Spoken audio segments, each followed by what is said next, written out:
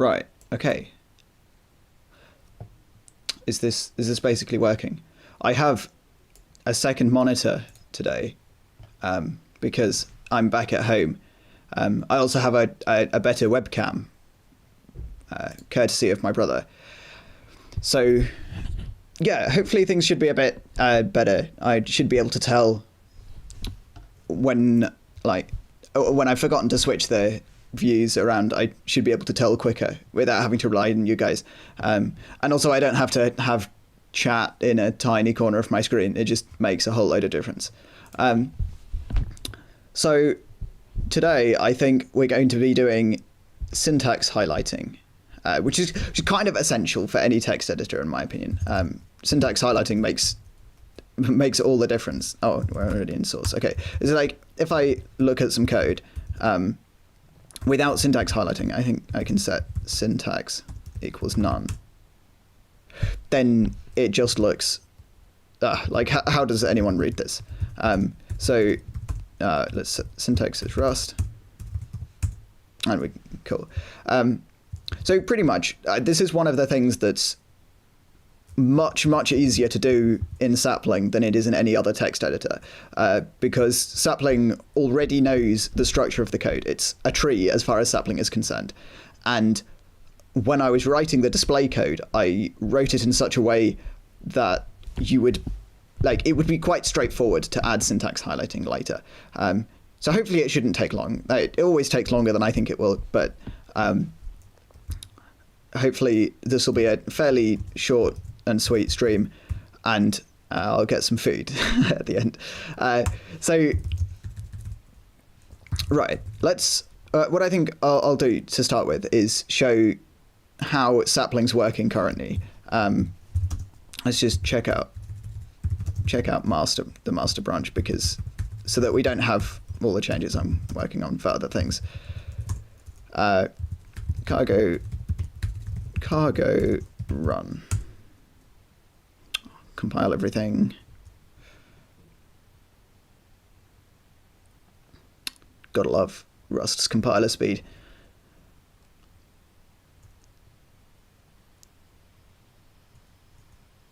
Okay, right.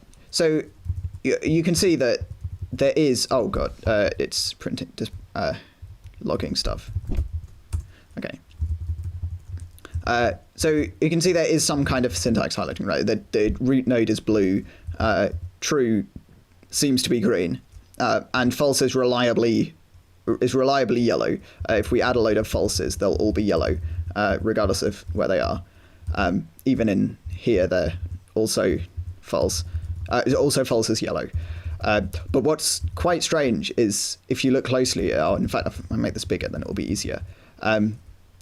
You'll notice that if I add something, or if I redo the change, the root changed color, right? So the outer square of set of brackets changes from being blue to yellow,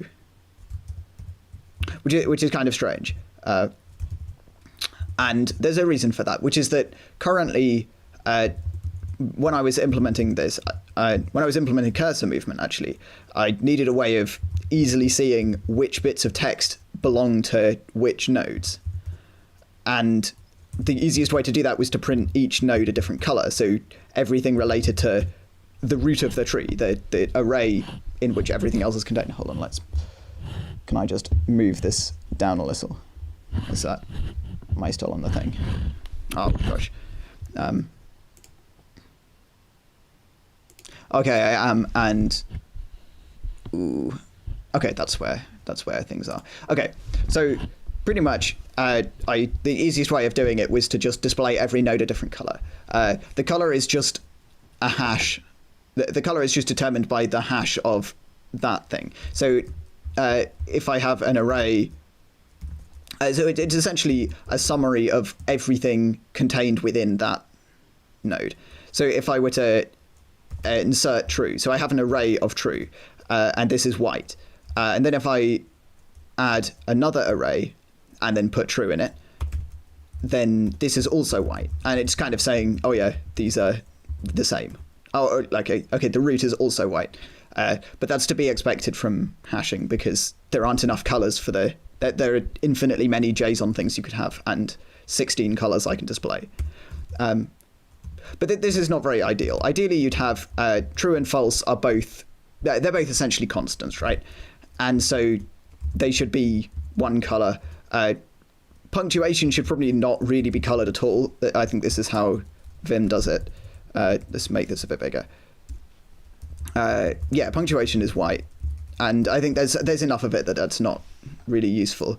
And the last thing is that strings should be, strings are kind of literals, so they should be the same color as numbers, which in this case is kind of peachy in Vim. So how would we implement this? I have an idea for how to implement it, which I think should work, but like quite often curveballs randomly get thrown. And so it has to do with how Sapling renders text, which is not quite as simple as how other text editors render text.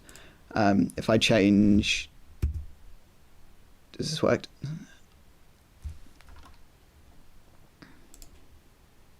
Oh no. That is... oh no, what have I done?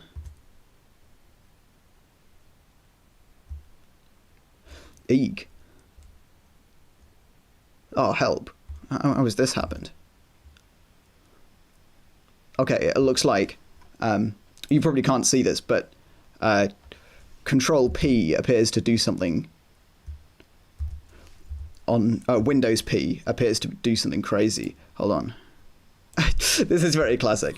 Okay, you can't see what's happening, but for some reason I thought Windows P switched to a paint view, and it hasn't. Instead, it's turned off my second monitor and moved all of the windows to my laptop, which is really not what I want.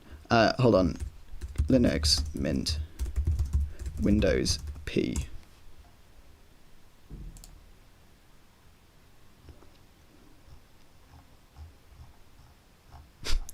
Oh, why?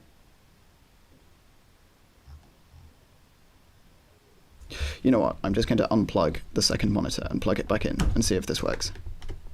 This is not what I expected to be doing on stream. Right, display settings. Come on.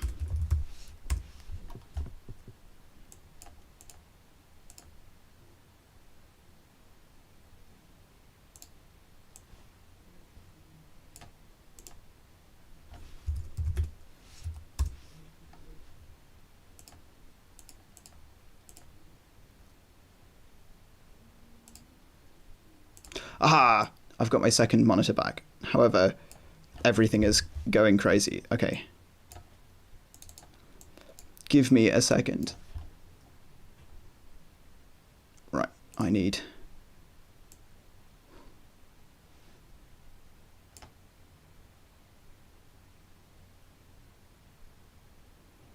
Ooh. Apparently, buffering is going to happen. Okay, right, I'm just going to switch to drawing manually. Okay, so basically the way, I think everything's back to normal now. So pretty much the way Sapling renders text is that instead of in normal text editors, you would just display the text, okay, because the text editor would store the text in a buffer. Let's say we've got true. I cannot type. Cannot draw. You'll just have to excuse my handwriting. Yeah, I promise it is better in real life. So this would be one line, and this would be 1, 2, 3 as the separate lines. Okay.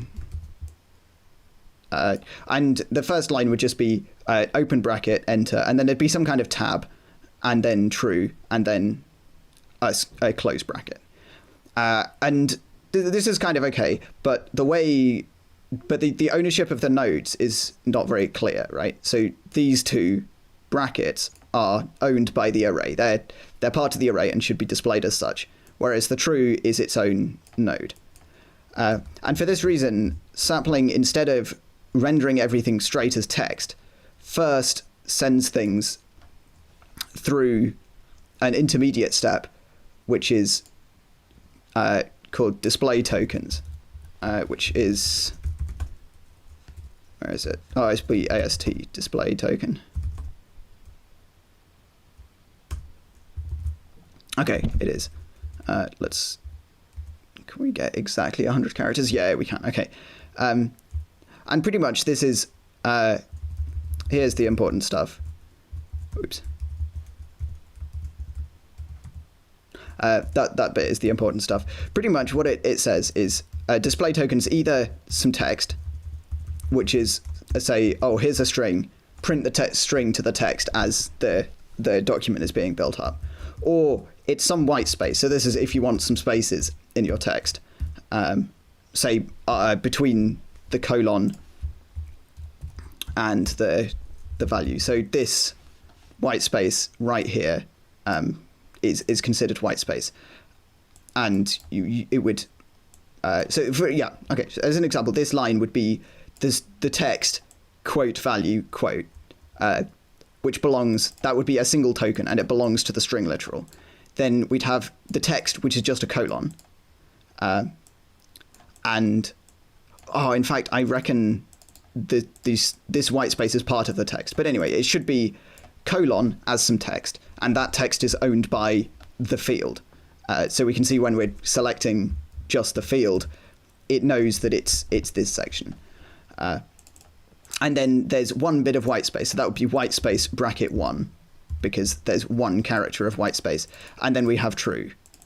And the true would be its own text. So, and then for more spice, we have new lines, indents, and dedents, which is what happens to make sure that this is indented. Basically, what I want is that it shouldn't matter how far indented things are. So an array at the root, if we were to just replace the root with an array at the root should have the same display tokens as an array further down. So let's say I inserted an array. Okay, so this is an array with no children. So it is technically the same, and we should have this should contribute to the same display tokens, which it does. It's a left display, some text, which is just left arrow, and then some text, sorry, left open bracket. Open square bracket, then close square bracket. And it shouldn't have to say how far indented it is, like how many spaces there are. That shouldn't be part of it, because otherwise, the further I indent this, we'd get different things. So that's what indent and dedent is. So in order to say when the children exist, an indent level down, which is very, very common to have in programming languages, you would say indent and new line to say, okay, when I do the new line, I want one more tab worth of indentation than I had before. And this allows to, when these tokens are rendered into text, then there'll be something tracking how many spaces worth of indentation we've got, and the text will happen. So what's important to note here is that all of these four things are either white space or they're invisible. Okay, so that there is no point at all syntax highlighting these. The only thing we're interested in is syntaxing highlighting actual text of the program. There's not much point. You wouldn't see any text editor syntax highlighting white space. In fact, text editors do syntax highlight white space. You can see that space there in the text is in fact syntax highlighted the same color. But for these purposes, for now anyway, I think it's not worth bothering with that. So what I think we should do is, along with the string, we should also pass some kind of description of the fact that we want this to be able to be colored. Because that way we can then, when we're rendering it to the screen, we can choose, oh, well, what color do we want this bit of text to be displayed? Then it should be specified from the syntax tree node as it's saying the display token. So it should say, oh yeah, this display token, the open bracket, this is punctuation, so it shouldn't be any color. Then true is a literal, so this text should be displayed with whatever color we're displaying literals. And then so on and so on with, this would be just punctuation, another literal, punctuation, so on. oh, sorry, yeah, constants, whatever these are called, and then kind of string value, punctuation, constant, punctuation. So we need the categories for this to be something. I'm just going to stick it right here. Pub enum. We need some kind of enumeration of what possible syntax, what possible categories of syntax highlighting we can have. Obviously, Vim has quite a lot. It has like documentation, comments. Don't know what bold green is. It's types or keywords or something like that. We have normal keywords, whatever purple means, stuff for function calls. There's loads of stuff. For now, I'm just going to, for JSON, because we're only editing JSON, we don't need stuff like comments. So I think we could just go, oh, what are we even doing? Syntax, yeah, okay, sorry. Syntax category. And this is, for the time being, it's either a constant, so say true or false, or it's a literal, which is, say, string, literal, or punctuation, which we'll call none. Oh, no, wait. Rust doesn't like that. Punctuation. And what else could we have? Oh, I missed Electron. Oh, Electron turned up and left. Okay. Hi, if you're still here. I should look at chat, actually. Now it's not in my field of view. I need to consciously look at it. Okay, let's do this for now. We're going to have stuff like comments as well. That's just going to be something we need. So let's add that. Let's give it a neat, so there's something to describe this. Something like a category of text that should be syntax highlighted the same color. Oh yeah, let's use the American spelling of color because consistency is more valuable than just being British. Well, than forcing everyone else to use British spelling. Right, so in here we should pass a syntax category along with this, and I suspect everything is going to break. Oh, more things than I expected are going to break. This should be debuggable. Debug copy. It should be copy because it's just a number. There's no associated data. Eq partial eq hash. Also, these should just be hash anyway. What's it complaining about now? Oh, yeah. So it's basically saying we need to do this.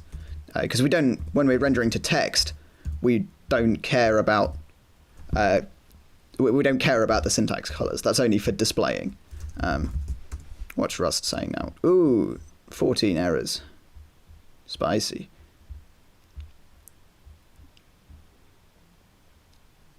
Ah, yes, here we go. These are the things that I'm expecting to have to fix. Where is it? AST JSON. So pretty much what it's saying here is this function, which is generate display tokens.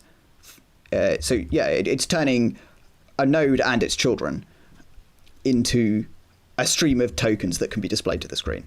And this is mostly made up of text. So now we need to say which syntax category each bit of text is in.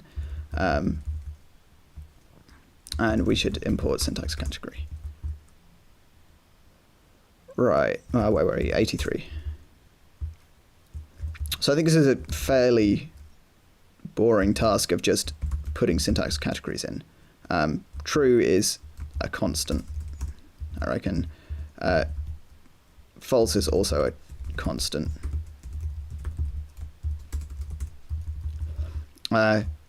What's null, actually? I think null is not a constant and instead a keyword, which is not something we have a category for. Let's just fix that quickly.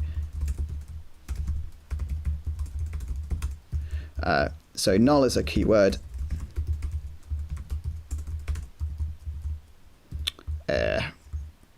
So strings are literals, so they should be syntax category literal, and this is just punctuation. So punctuation. I'll think of a better name for that at some point. These are just punctuation.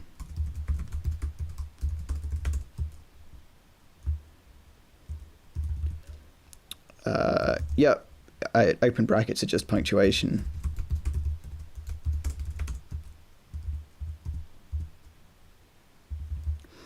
So this, you can see the indentation happening here. Is that we're having new lines and stuff inputted as not as explicit text. We're just saying how much should we indent, dedent by. So comma is punctuation.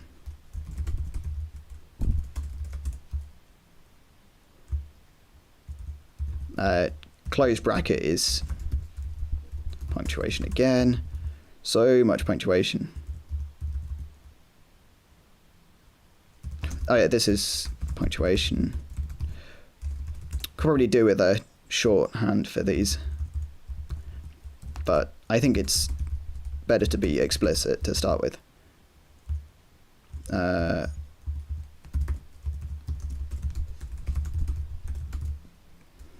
Oh no.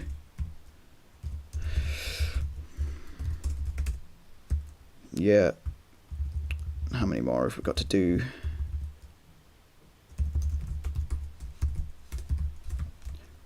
Let's get, come on. Okay. I think that should be everything. That should fix a lot of these. Blimey, okay.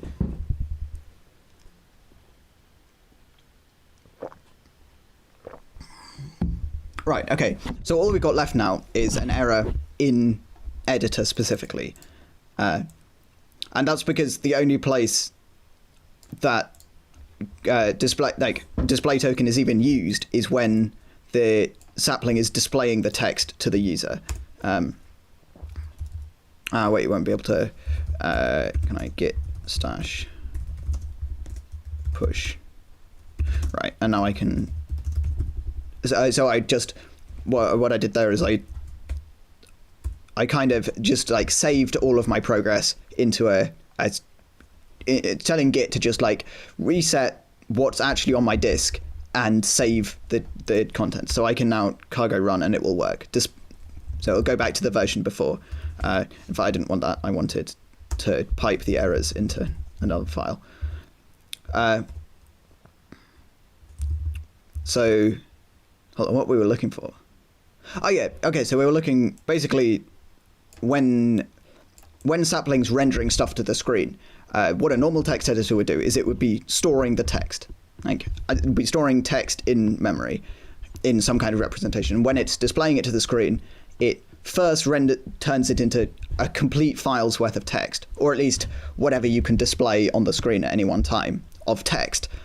And then it will then syntax highlight it using regexes and stuff, which is ultimately an approximation of syntax highlighting. It's very nice and fast. Like regexes are incredibly performant in most languages, but it's not particularly accurate, and it falls down quite a lot, which is why there's a project called Tree Sitter, which is GitHub making Atom ran across this problem, and to solve it they made a way of parsing text. So the text, like Atom, which is just a text editor, is not going to be like Sapling, where Sapling is fundamentally a tree editor, kind of masquerading as a text editor. It's a text editor, and as you type, it will be parsing the file into a syntax tree so that you can do syntax highlighting, which is kind of a step towards what Sapling is doing. Sapling doesn't work like that. Sapling works completely differently. It has the tree in memory, and then in order to render the text, it doesn't even bother with text. It just renders the tokens in the right places to the screen, which means that there's essentially a big loop over all of the tokens, which updates it has an imaginary cursor that's like moves across as you type, and then as you do a new line, it's like, oh, for you guys it would be this way, yeah. So it would go back to a new line and then keep going, and then if you were to indent a bit, it would move back later and keep going, and so on. So that's what we need to do now. Would be an editor mod, because editor's been moved. Where is the error? Oh wait, this is this is not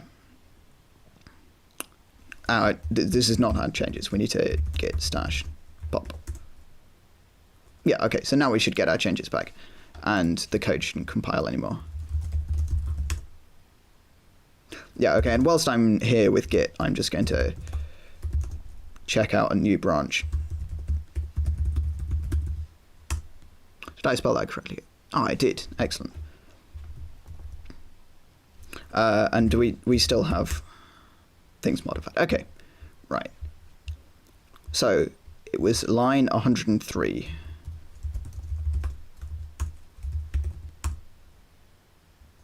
Aha, okay. So we're going to have a category, and we need to import the syntax categories from here, I reckon, because we want to do a match on this.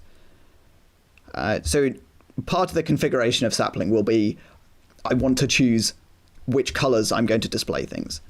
And the easiest way to do that is to just map the categories we defined in display tokens.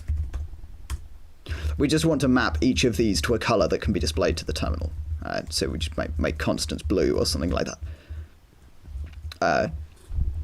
And instead of making this part of syntax category, if we did that's a perfectly valid strategy, but it means that syntax category has to know about exactly what terminal program we're using, like what library we're using to talk to the terminal, because that's where the colors will be stored. And ideally we'd like to keep that. Editor has to know this because it has to render text to the screen. Obviously it needs to know what colors are, so we need to know that here. Hold on, what's it saying? Unused import. Okay, that's fine. So for the time being, I'm just going to drop a function into global scope, which is convert. Let's make the comment first. Convert a syntax category into, let's say map syntax categories. Ugh. Oh no, it should be syntax categories, which map to syntax category. Just grammar pernickettiness. Map syntax categories into terminal colors to be displayed to the user. Hold on. Lines. Oh wait, this is long enough. Okay. This function should be made part of the configuration code. But currently, I'm not sure of the best way to handle configuration. So for the time being, I'm just not going to do it at all. I'm just going to drop everything as source code. Actually, to be fair, we should probably just make a module called config. Let's just make config.rs, and then in main.rs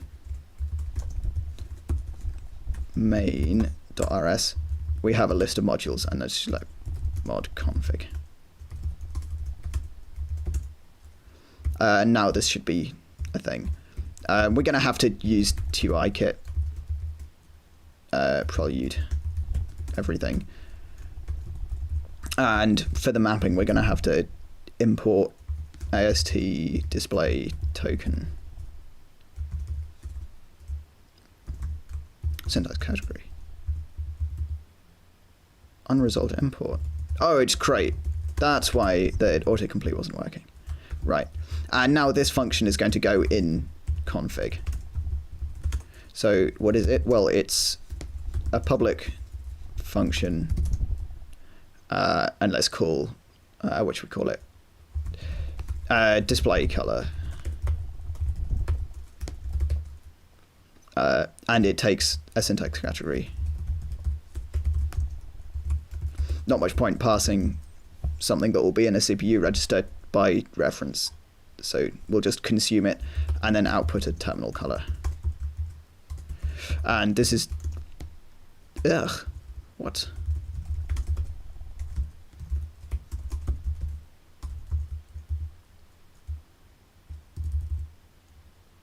Oh, okay, yeah. It's saying that we're not returning anything. And this is just, we're going to match on every possible category. And just do this exhaustively. A literal, like, I don't know what colors. Let's just make everything be crazy colors. Like, literals can be red. No, Vim, I didn't want the same thing twice. Comments, I'm just going to make comments yellow. Why not? I'm just going to go through the rainbow.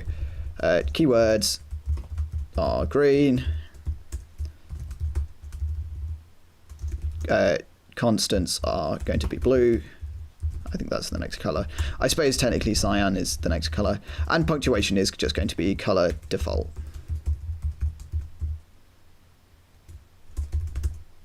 Is it happy now?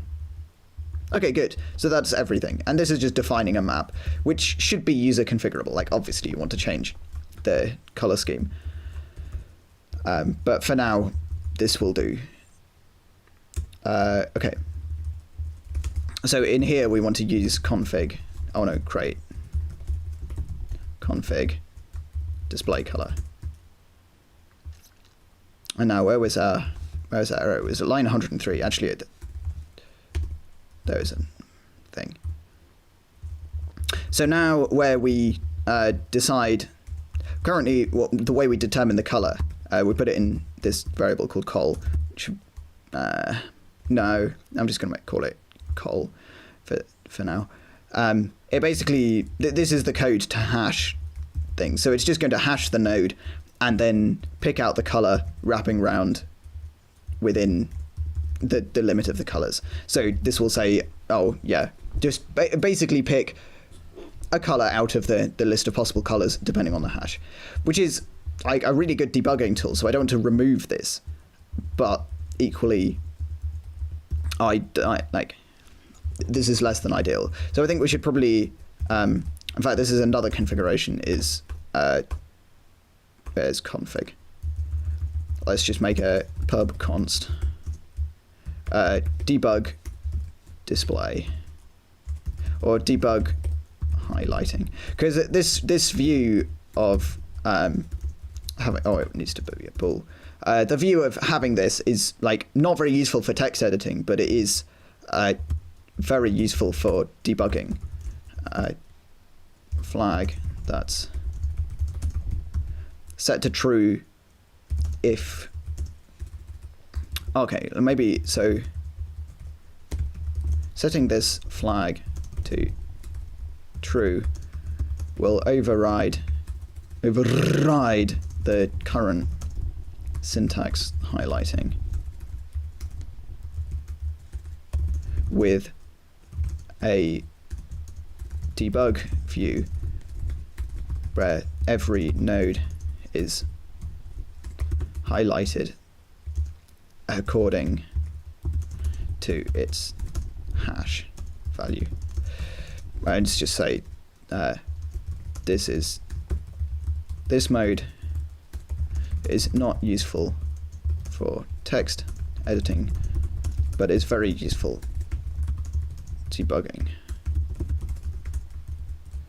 Let's make this a new line because, okay.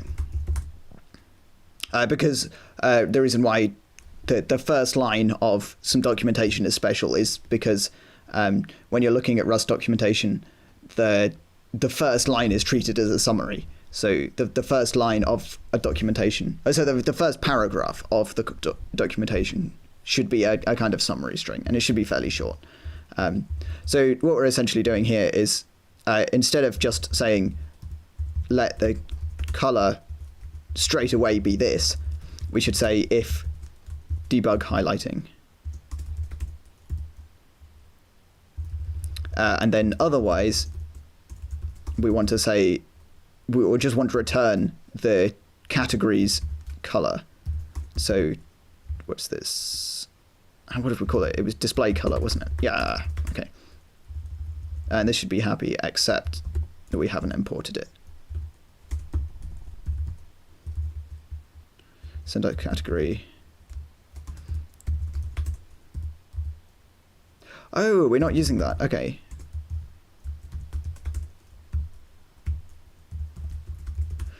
We can just delete that. Where's config? Debug highlighting. Oops. Right. Oh, we want to git add config, just so that git is tracking. What's git status? Okay, yeah, that seems legit. Yeah, fine. So what were we doing? Oh, we were going to compile, right? Because we just changed some code. Does it work? Ah, it does. Okay. Ugh. What's good? What?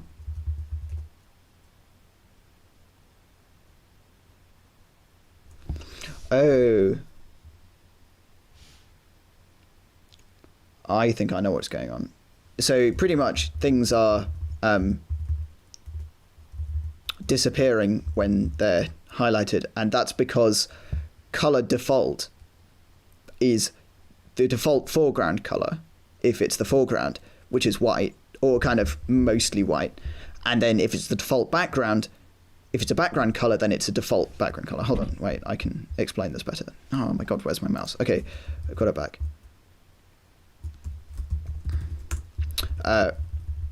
Yeah, so pretty much what's happening here is that the nodes under the cursor, the way Sapling implements highlighting, which is fairly common in terminals, is to just swap around the foreground and background colors. And in the case of, so actually this is setting the foreground to specifically black and swap round the two colors. So set the syntax highlighted color as the background.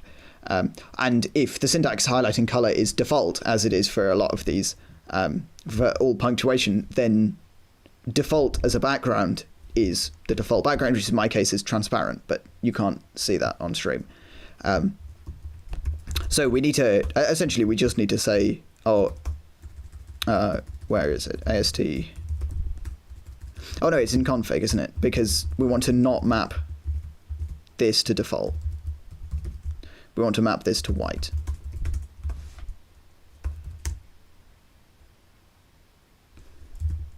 Aha, okay. So I think this is working. So if we replace this with null, then null is a different color. I mean, this is some pretty garish syntax highlighting, but I think it's working. That was quick. Hold on, how long is that? That's like 40 minutes.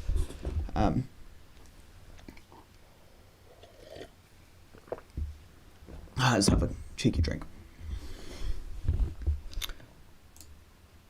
Okay, so what's happened? Why is... okay, main is because we added config.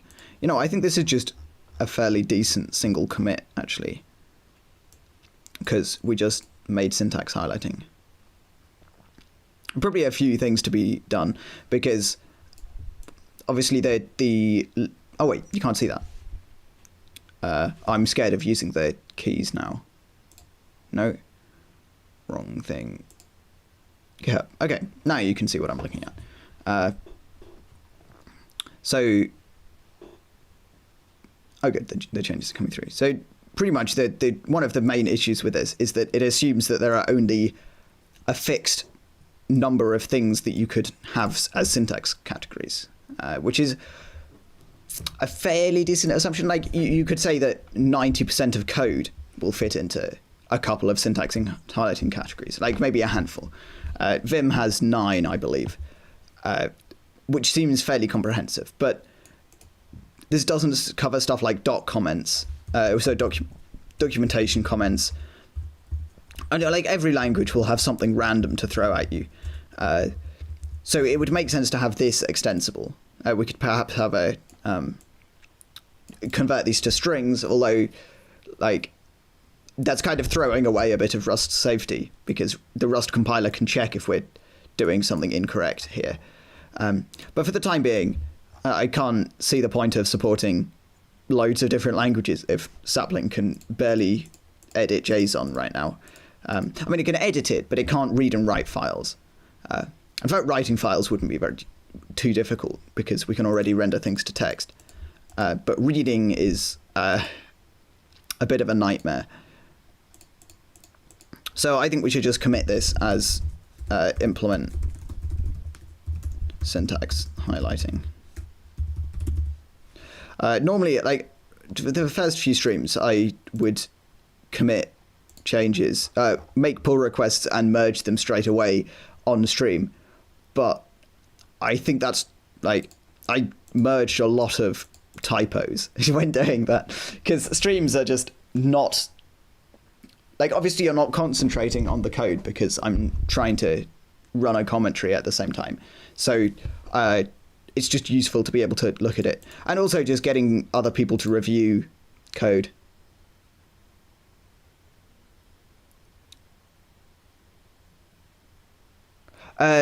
Oh, yeah, so I've just seen a comment. So, yes, hashmap would be the way to do it. You should implement the configuration as a hash map. In fact, I think hash maps are just generally a good way of doing config. And they can be runtime loaded. But should we do that?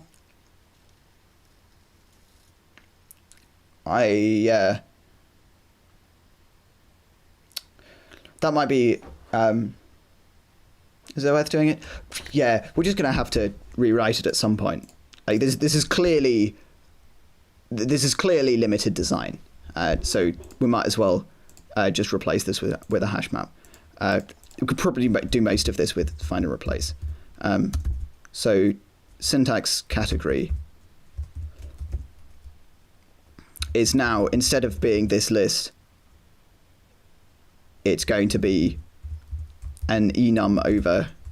In fact, let's comment this. How do I block comment? So this is going to be a new type over. Oh wait, it's not an enum. Pub type. This is a hash map. Oh no, not even that. This is going to be string, and I think we can force it to be static string. Because, does that make sense? I think so, because it's only, you don't want nodes to be able to switch around what they're going to be at runtime. I think it's quite sensible to assume that you can things can only return statically allocated strings, and it stops you having to call toString all the time, which is makes for big code. Oh, is it AST.json was where all of these were created. Okay, right, so we're going to have to return these. Actually, we should put a dot comment on DisplayToken. Standard, with just a list of standard categories. Oh, a whole load of people have turned up. That's interesting. Just in time to see a whole load of code we've just written be deleted. We don't see the code. Okay, right. Here you go. Okay. Oh, my mouse is weird. Okay, so pretty much what I did was replace syntax category with static string, because it seemed reasonable to enforce that nodes have to have they have to. They shouldn't be able to just switch around which things are going to happen at runtime, unless whole tree definitions are able to be loaded at runtime, but currently they're not. So standard categories include. So what have we got? We got constant. which is constant values like true, false. I guess true and false are technically keywords in most languages, but for the time being, I'm going to do this. Actually, hold on. I have. I did look up Vim's thing earlier. Okay, is Firefox going to go to the right window? It is. Okay, that's nice. So where are we at? Okay, Vim syntax, highlighting categories. Syntax, is this the right thing? I don't think this is the right thing. Oh my word, okay. Is this the right website that I found? It is! Look, here we go. Right, so it just has a load of things. So what are these? I think we should just copy them into the code. So we've got comment constant, identifier. Oh yeah, that's an obvious one. Statement. I think statement should be keyword. I can't see why you would want to... because a statement is going to be made of lots of different things, so I can't really see why you would want to highlight an entire statement of the same thing. Preprocessor, yeah, okay. And then types, special. Yeah, okay, I think all of these seem reasonable. I'm going to switch to the code for you guys, because I'll move this to my second monitor so I can see both. It's just probably better for you guys to see the code than it is to see this. Oh, why is OBS just randomly switching to displaying other Firefox windows? This is so annoying. Come on, display this one, but don't display this one. Display tag code. Right. So what have we got? We've got. Oh, these aren't even in. Are they in alphabetical order? No, they're not. Okay. So we've got constant, we've got comment, we've got identifier, which I'll just call ident. No, I'm going to call it... Yeah, I'm going to call it ident, and this is const, because that's what Rust calls them. And then this is keyword. And preproc. I wonder if it's worth following the following precisely Vim's syntax categories and having capital letters, but I can't really see why you should have capital letters. It's just I think capital letters should be used sparingly in code, because it's just quite annoying for the programmer to have to press shift all the time and get the capitalization wrong. Error. Okay, that's it. And we will have error as a category. Comments. Code comments. Ident is surely is code identifiers such as variable names and functions. Keyword is I think keywords are technically identifiers, or a name that's reserved by the language for some purpose. E.g., so for example, use is a keyword in Rust. Use if in Rust. In fact, use is a keyword specific to Rust, and then if is a keyword in nearly every language. In nearly all languages, or use in Rust. Okay, this is probably not the most fun thing to work. Like, writing comments is probably not the most fun thing to watch on stream, but it's part of open source. Like, if you're making code, it should be well documented, in my opinion. So preprocessor is any preprocessor directive. You can tell that the person who made Vim made it primarily for C, like sharp define in C and derives in Rust. Or is it? It's derive. It's in Rust. Type is a data type, e.g. int long from C, or what is it? Like, so usize f64 string in Rust. Special is what's special for?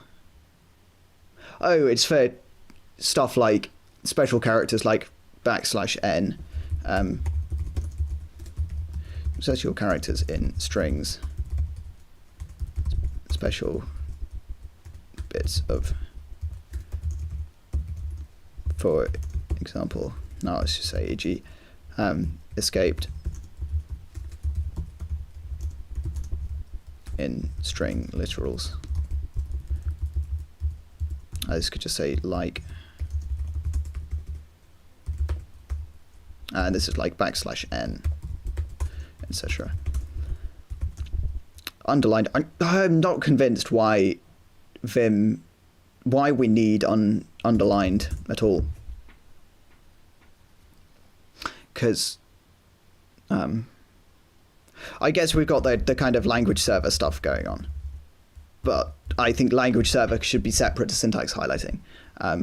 And if the program is allowed to underline things, if the syntax highlighter is allowed to underline things, then, and underlining is quite a nice way of doing highlighting bits of code from language servers, so like saying where errors come from and stuff. So I think it's probably a decent idea to not allow the syntax highlighter to already underline things, because then we'll lose the ability to do this. I'm going to leave it here. Leftover from Vim. Do we really need this? And then error is any code that is an error. And this will be quite important to Sapling, because we need a way of displaying errors if we're going to be able to parse files. Okay, right. Let's do this. Oh yeah.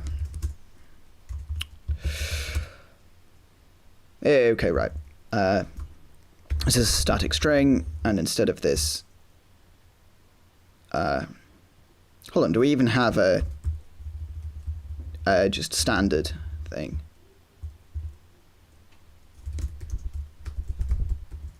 Let's just have default.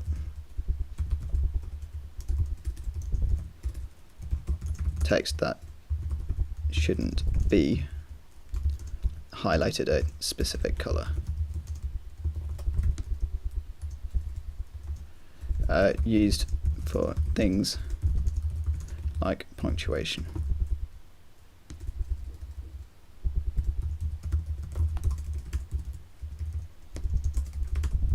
This could probably be higher, actually. I think this would be the most used one. So now, oops, I wanted that. Where is it? It was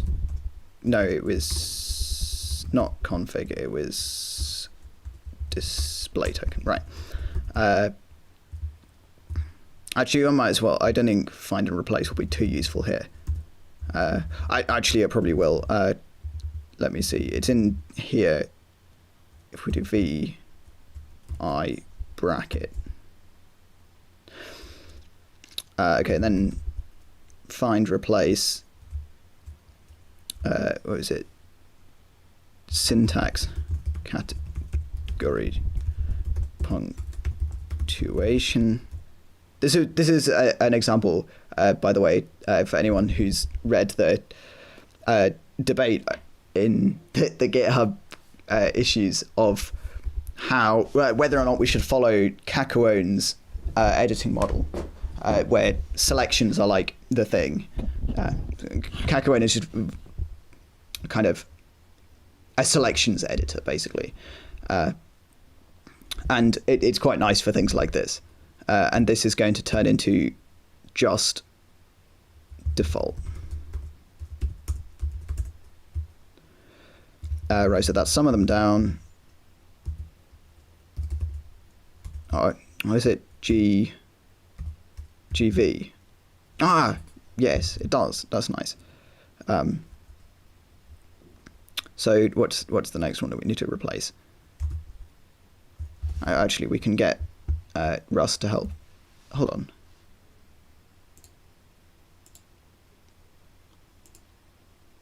Oh, there we go. Hopefully that wasn't too much of a craziness. Okay, let's just get cargo to compile, and it will tell us where all these incorrect stuff is. Hold on, punctuation, what? Oh, this is in config, okay. Right, so in JSON, we have constant. I think this category of constant maps to just the string constant. Oh, it's called const, actually. I'm fairly sure this is the only instance of keyword, so we can just get rid of this and replace it with keyword. This is literal. Hold on, do we not have a thing for literals?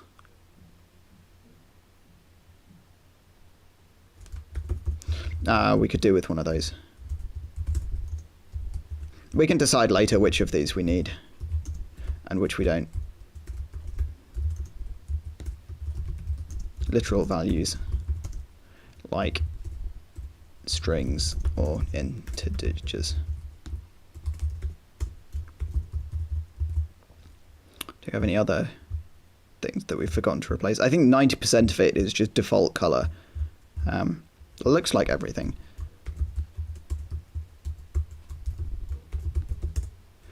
And then now config, this is going to fail, so at some point, so we're going to have to return an option, and then we can have some if it doesn't return earlier, and then instead of this we should have the quotes, so literal goes to red, why not? Let's just get a list of display tokens.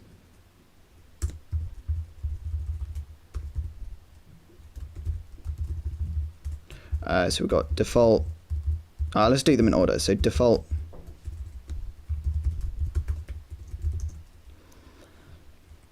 is it's color white, isn't it? Because we need that. Let's just get rid of these. All right, so color const happens first in the list. Oh, this should be, yeah, we should return a default configuration for this.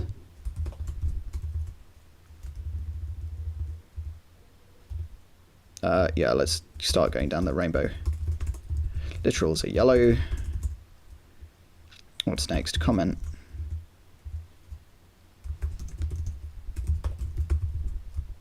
Red, yellow, green. Comments, now we have identifiers.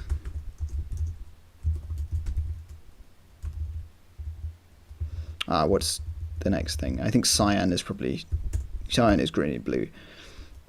Keyword. Ideally, we'd have more nuance than this. Preprocessor, preproc. Because Vim here, for example, is using proper RGB colors.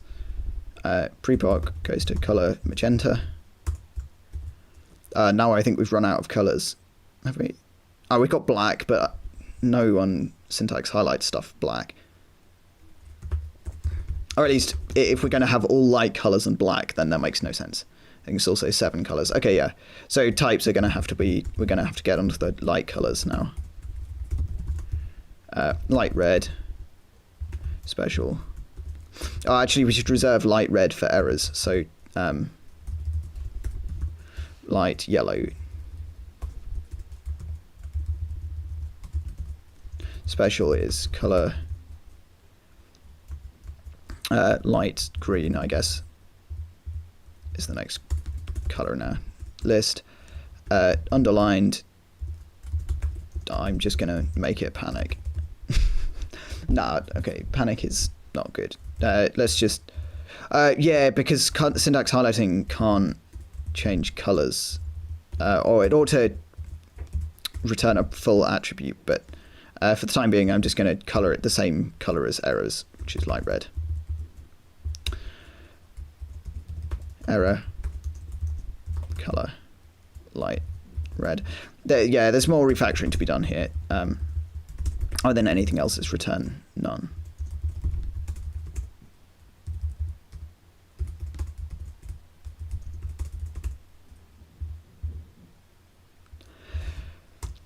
Is that happier? Oh, of course, yeah, we don't have to... STJs on what?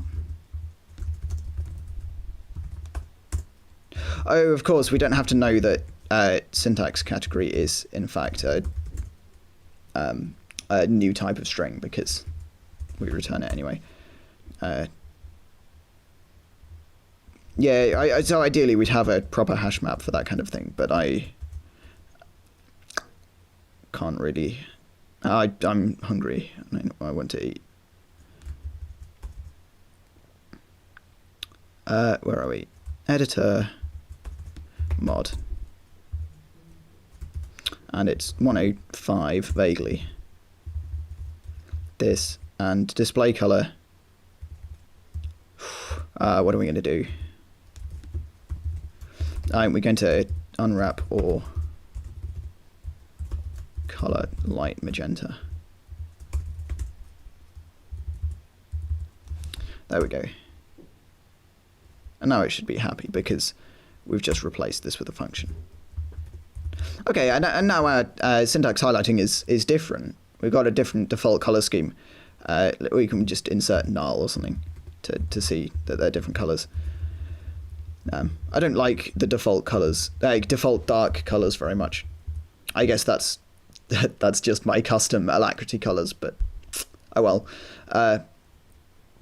So yeah, I think this is pretty neat looking at the moment. Yeah, we can have like arrays and stuff. This is way better than what we had before anyway. How easy would it be to add another key map style thing? We can do it as another pull request, I think.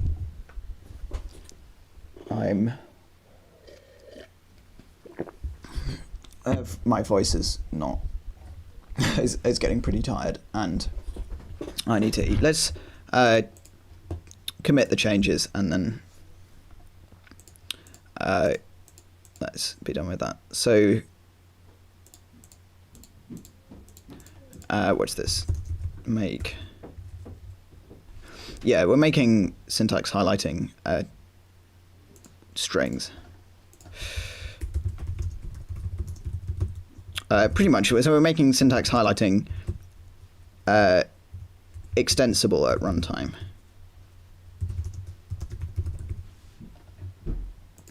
Okay. Okay, right.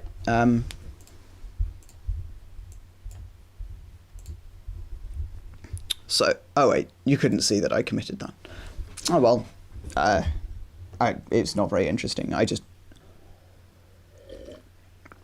scanned a load of code.